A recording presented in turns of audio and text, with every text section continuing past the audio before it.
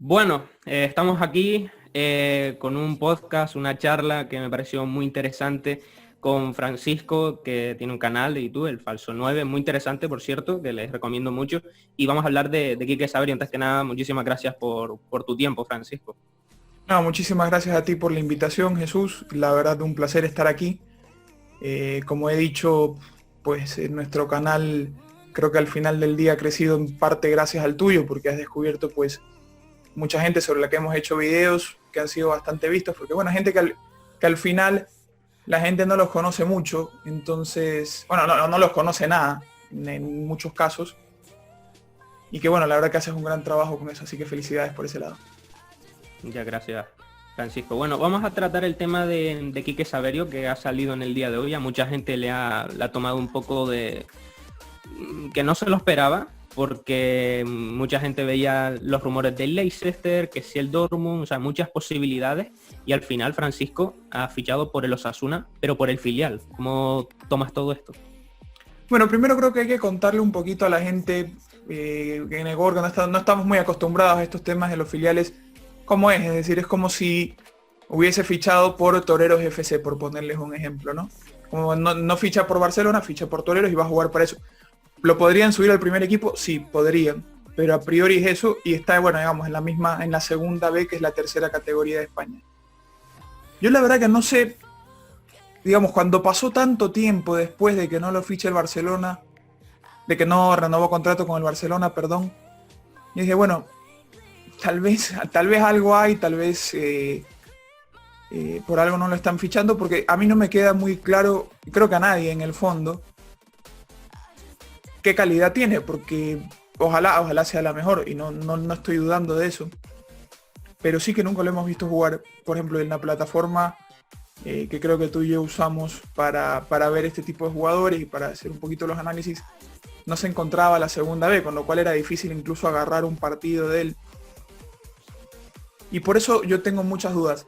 Acá en Osasuna, pues en Pamplona, bueno, no se ha hablado mucho de la noticia. Incorporó 4 jugadores en un mismo momento el Osasuna al filial. Pero sí que tengo muchas ganas de ver cómo le puede ir. Ojalá se lo asciendan al primer equipo. Es un puesto en el que el Osasuna no tiene muchos extremos naturales, así que no, si lo hace bien, pues no creo que sería ninguna locura que lo asciendan, sobre todo para que Rubén García juegue en su posición, que es la de media punta. Y nada, mucha ilusión también de algún fin de semana, si lo permiten irlo a ver al Tajonal. Claro, ahí lo podéis ir a ver. La verdad es que mucha gente ha estado así leyendo y se han decepcionado mucho, pero hay que tener en cuenta un detalle, porque esta temporada, por la circunstancia mundial que estamos viviendo, es atípica, y esto beneficia en este caso en lo particular a Quique Saverio, porque van a haber 23 convocados y 5 cambios. Es decir, no va a ir a un filial donde hay 16 convocados en el primer equipo y lo tienen muy complicado. Y aparte lo que comentabas de que los Asuna, pues extremos, como dices tú, puros así como tal, no tiene tanto. Entonces, yo creo que tiene bastantes posibilidades de entrar en varias convocatorias, y más, como digo, con los 5 cambios. No sé si coincidas con esto, Francisco. Sí, completamente, completamente. No solo por el número, sino un poquito por lo que hablabas de la falta de extremos naturales que tiene los Asuna.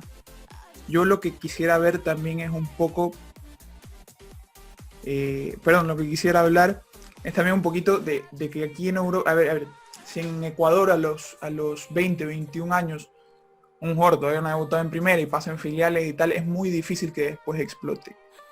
En Europa no digo que sea lo común, pero sí que es menos raro que un jugador que no ha debutado en primera hasta los 20, 21 años después haga carrera en primera, o después, bueno, entre primera y segunda, por lo menos, que yo creo que con que juegue en segunda podría llegar a ser una opción algún día para la selección. Porque acá el proceso se demora más, es decir, acá los torneos europeos se juegan de selecciones inferiores hasta sub-23, y creo que por ahí puede haber un poquito esperanza y bueno, ver sobre todo cómo se desarrolla en un sistema de Osasuna que pues es muy amigable el entorno en Osasuna en general es muy amigable, y creo que eso también lo puede beneficiar, ¿no? Eso es un club un poquito más familiar, que lo que podría ser el Barça u otro equipo grande, ¿no? O el Dortmund, por ejemplo, donde estoy seguro que hay buen ambiente, pero me refiero, es como todo más grande, todo más, aquí es todo más chico, todo más familiar. Sí, sí, no, tienes razón. Aparte que, bueno, lo estás viviendo de primera mano ahí en Pamplona, pero también a mí me surgía una duda, no sé, Francisco, si vas a coincidir, y es digamos, muchos jugadores que salen del Barça, ahí tienen un estilo definido, que ya lo tienen, una filosofía, y a veces a los jugadores cuando salen de ahí, y ahora sobre todo que nos Osasuna en la zona del norte de España, pues es un juego un poco más físico por lo general, de más choque, pues vamos a ver cómo se adapta también a eso que hay que saber. O sea, es decir, no por jugar en el Barcelona B significa que vayas a llegar a muy lejos. Hay jugadores que se han perdido, sobre todo por estos temas. Sí, sobre todo, bueno, la duda que tengo también pasa porque el Barça últimamente, porque sí es cierto que una época sacó muchos que después no le fue bien tampoco, como Cuenca, Tello y tal, pero últimamente no ha sacado muchos extremos. Si así todo no llegó, también me genera esa duda. Y si bien es cierto lo que dices de que los Osasuna es un juego muy físico, también hay que remarcar que hoy por hoy los que juegan de extremos no cumplen del todo esas características, son jugadores muy finos.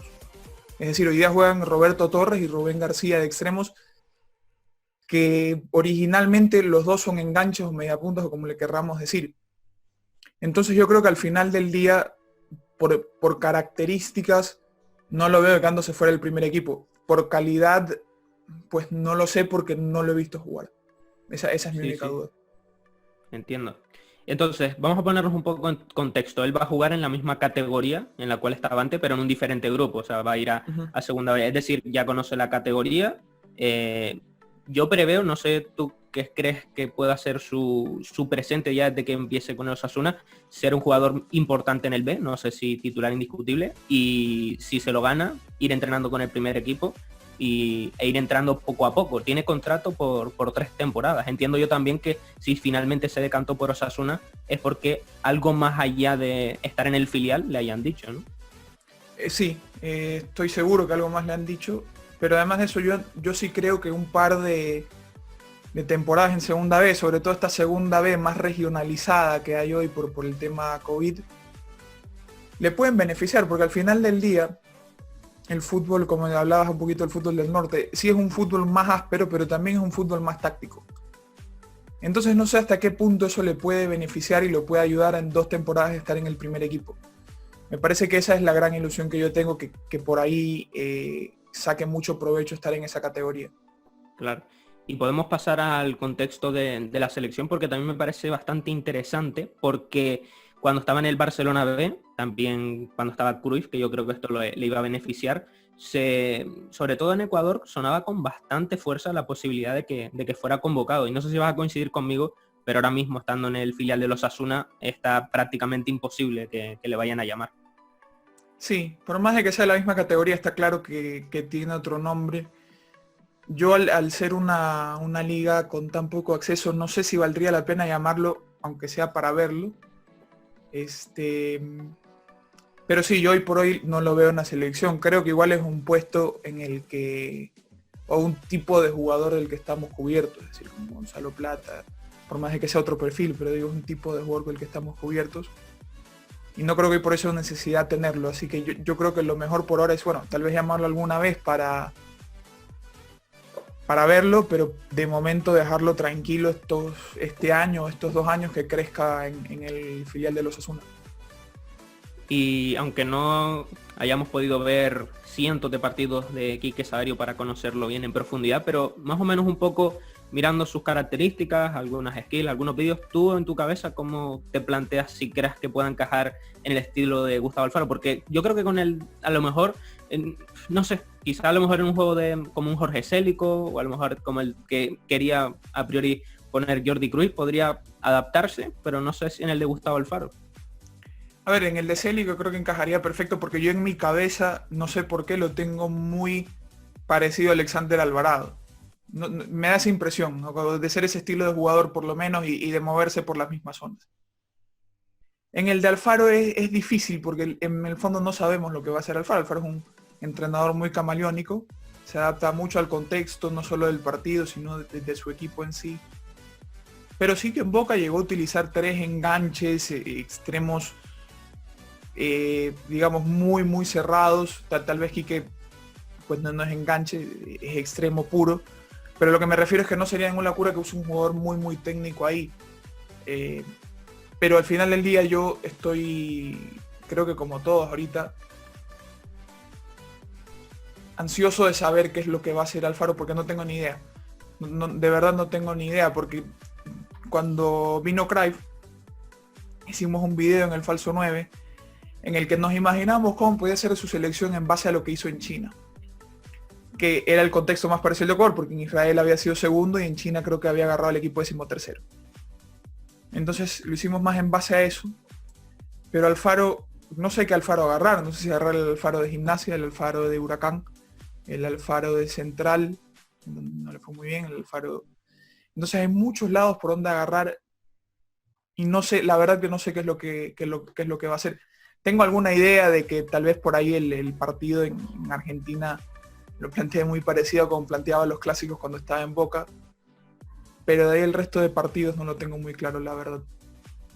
Sí, vamos a ver, porque es lo que dices. Yo creo que realmente lo que va a hacer Gustavo Alfaro va a ser tratar de lo que más tenga o de lo que más destaque el jugador ecuatoriano, pues intentar maximificar todas esas cualidades y ir por ahí. Vamos a ver, pero como decíamos con lo de Quique, a día de hoy lo tiene bastante complicado. El tema de que si está... Yo tengo una teoría de que si está demasiadas temporadas o va cumpliendo años en la segunda división B, que ya es tercera de España, Quique Saverio, pues puede entrar en un bucle como está ahora Hernán Lino, Gustavo Quesada, Josimar Quintero, donde ya da la impresión de que estos jugadores no vayan a dar un salto. Entonces yo también tenía ese dilema un poco en mi cabeza con Quique Saverio de que si a lo mejor está 2-3 temporadas, 23, 24 años ahí en segunda B, pues es muy difícil, sobre todo pensando, porque es muy interesante esto, porque en segunda B no es una sola liga.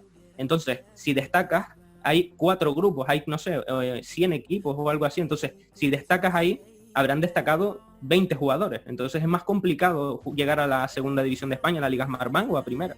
No, y ahora además no son solo 4 grupos, sino que se dividió en subgrupos por todo este tema del COVID. Entonces sí, lo hace aún más complicado.